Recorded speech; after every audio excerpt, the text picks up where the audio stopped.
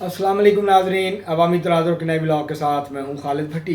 आज के इस व्लॉग में हम बात करेंगे आज़ाद जम्मू कश्मीर में होने वाले 27 जुलाई के इंतखाबात के हवाले से और ज़िला कोटली के 2 हलकों की हम बात करेंगे, LA7, LA8 और LA9। और इसके अलावा आपको ये बताएंगे कि आज आखिरी तारीख है और अब तक कितने उम्मीदवार जो हैं वो अपने कागजात नामजदगी जमा करवा चुके हैं और जॉइंट एक्शन कमेटी जो है उसके धरने की क्या सूरत हाल है और आज क्या अहम फैसला होने वाला है जॉइंट एक्शन कमेटी का धरने के हवाले से। ये सारी तफसीलात आपके सामने रखेंगे आज के इस व्लॉग में।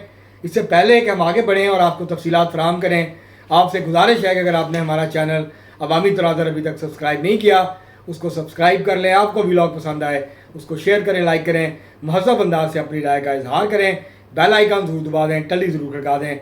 अब हम बढ़ते हैं अपने आज के मौजू की तरफ। सबसे पहले तो बात करेंगे कि आज आखिरी दिन है कागजात नामजदगी जमा करवाने का। अब तक 578 उम्मीदवार कागजात नामजदगी जमा करवा चुके हैं और आज हो सकता है मज़ीद जो कागजात नामजदगी हैं वो जमा हो और फिर फाइनल फिगर जो है वो सामने आ जाए। अभी तक इलेक्शन कैंपेन उस तरह से शुरू नहीं हो पाई है। लोग राब्ते कर रहे हैं अपने अपने हलकों में, लेकिन कॉर्नर मीटिंग्स और जल्द से वो वाला मामला जो है वो अभी तक नहीं है। और उसकी वजह यह है कि रावला कोर्ट में अभी तक जो जॉइंट एक्शन कमेटी का धरना है वो जारी है और आज फैसला होना है। जॉइंट एक्शन कमेटी की जो कोर कमेटी है वो फैसला करेगी कि क्या धरना यहीं पे जारी रखना है या लॉन्ग मार्च लेके मुजफ्फराबाद की तरफ जाना है। ये आज फैसला हो जाएगा आज शाम तक या रात तक और फिर पता चल जाएगा कि क्या मामला किस तरह से आगे बढ़ते हैं। और लगता यूँ है कि आज़ाद कश्मीर में इलेक्शन और एहतजाजी सियासत साथ साथ आगे चलेंगे। एक तरफ जॉइंट एक्शन कमेटी एहतजाज कर रही होगी और दूसरी तरफ इलेक्शन कैंपेन चल रही होगी। अब इस एहतजाज के नतीजे में क्योंकि दुकानें बंद हैं, मार्केट्स कई जगहों पे बंद हैं, पब्लिक ट्रांसपोर्ट नहीं है, तो ये जो सूरत हाल है ये इलेक्शन कैंपेन को किस हद तक मुतासर करेगी ये आने वाले दिनों में इस बात का पता चल जाएगा। अब हम बढ़ते हैं अपने आज का जो हमारा मेन मौजू है, कोटली के 2 हलके जिसमें LA8 राजमहल कोटली और LA9 फतेहपुर ठकियाल और जो नकियाल है उसका ये हलका है, उसके ऊपर मुश्तमिल ये हलके हैं। तो ये 2 हलके हैं, इसके ऊपर आज के इस व्लॉग में हम बात करेंगे। सबसे पहले बात करते हैं LA8 राजमहल कोटली 1। ये पहले जो कोटली शहर का हलका था उसका हिस्सा होता था, लेकिन बाद में इसको अलग हलका बना दिया गया और अब ये अलग से एक हलका है। यहाँ कुल वोटर्स की तादाद 77,680 के करीब है। यहाँ 2016 में मलक मोहम्मद नवाज़ 23,577 वोट लेकर जीते थे। उस वक्त ये हलका शहर वाला जो हलका है कोटली का उसका हिस्सा था। मलक मोहम्मद यूसुफ मुस्लिम लीग नून के टिकट पे 22,356 वोट लेके दूसरे नंबर पे आए थे। मलक नवाज़ जो हैं ये मुस्लिम कॉन्फ्रेंस के उम्मीदवार थे। मोहम्मद इलियास चौधरी पाकिस्तान पीपल्स पार्टी के उम्मीदवार थे। 7,880 वोट उन्होंने यहाँ से हासिल किए थे। उसके बाद 2021 में ज़फ़र इकबाल मलक PTI के टिकट पर 17,299 वोट लेकर कामयाब हुए। यहाँ से मलक मोहम्मद नवाज़ मुस्लिम कॉन्फ्रेंस के उम्मीदवार थे, 12,101 वोट लेकर दूसरे नंबर पर रहे। मलक जुल्फ़कार मुस्लिम लीग नून के उम्मीदवार थे, 7,598 वोट उनको मिले। और इस तरह से मोहम्मद आफ्ताब अंजुम ये डिस्ट्रिक्ट बार कोटली के सदर भी रहे हैं, अहम वकला रहनुमा हैं, पीपल्स पार्टी के नज़रियाती सियासी कारकुन हैं। ये 2,818 वोट ले सके थे 2021 के जो कश्मीर के आम इंतखाबात थे। अब यहाँ पर पीपल्स पार्टी में चले गए हैं ज़फ़र इकबाल मलक, जिन्होंने पिछला इलेक्शन PTI के टिकट पर लड़ा और जीता। तो अब वो पाकिस्तान पीपल्स पार्टी के में शामिल हो गए हैं और उनको इस बात की यकीन दहानी करा दी गई है कि आपको टिकट मिलेगा। तो इस तरह वो पाकिस्तान पीपल्स पार्टी के टिकट पर यहाँ से उम्मीदवार होंगे। पाकिस्तान मुस्लिम लीग नून अभी तक अपने उम्मीदवार का फैसला इस हलके से नहीं कर सकी है। मलक नवाज़ जो पुराना हलका था कोटली शहर का और इर्द गिर्द का, वहाँ से मुसलसल 7 दफ़ा इलेक्शन जीत चुके। पिछला इलेक्शन ये हार गए थे इस हलके से ان کا اور ملک ذوالفقار جو کہ پچھلی دفعہ مسلم لیگ نون کے ٹکٹ پہ لڑے تھے، ان کا اور ان کا ملک نواز کے درمیان ٹکٹ کا جو ہے وہ پھڈا پڑا ہوا ہے۔ مسلم لیگ نون ابھی تک ڈیسائیڈ نہیں کر سکی۔ ایک دفعہ اطلاع آتی ہے کہ ملک ذوالفقار کو ٹکٹ دے دیا گیا، دوسری دفعہ اطلاع آتی ہے کہ نہیں ملک نواز کو ٹکٹ دیا گیا ہے۔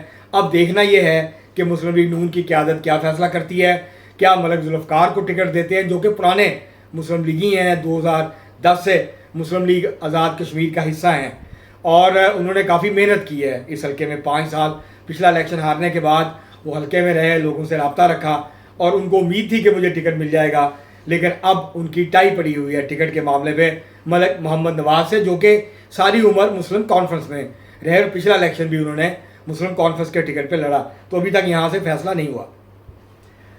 اگر ہم بات کریں LA9 فتح پور ٹھکیال اور نکیال کا یہ حلقہ ہے، یہاں ووٹرز کی تعداد 88,622 کے قریب ہے۔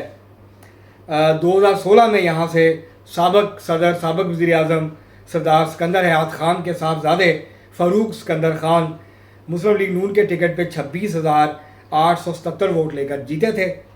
چودھری جاوید اقبال بٹھانوی مسلم پاکستان پیپلز پارٹی کے امیدوار تھے، 24,183 ووٹ لے کر دوسرے نمبر پر رہے تھے، جبکہ محمد نعیم خان 2,168 ووٹ لے سکے، یہ تحریک انصاف کے امیدوار تھے۔ 2021 کی بات کریں تو چودھری جاوید اقبال بٹھانوی 24,276 ووٹ لے کر اس حلقے سے کامیاب ہو گئے۔ سردار نعیم خان مسلم کانفرنس کے ٹکٹ پہ لڑے، 19,484 ووٹ لے سکے اور ہار گئے۔ آصف حنیف تحریک انصاف کے امیدوار تھے، 5,273 یہاں سے ان کو ووٹ ملے تھے۔ منیر حسین خان مسلم لیگ نون کے امیدوار تھے، 2,164 ووٹ ان کو صرف یہاں سے ملے تھے۔